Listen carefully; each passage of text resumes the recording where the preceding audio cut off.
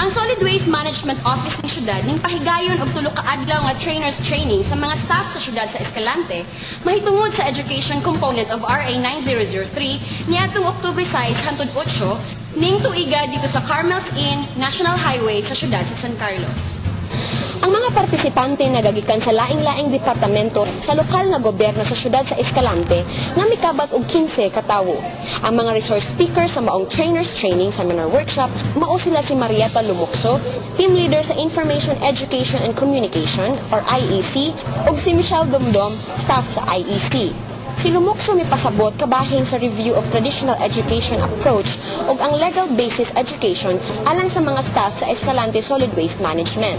Si Michelle ninghatag katin-awan kabahin sa ESWM education strategies, basic concepts and processes of social marketing, development of sample orientation o training module ug dry run demonstration.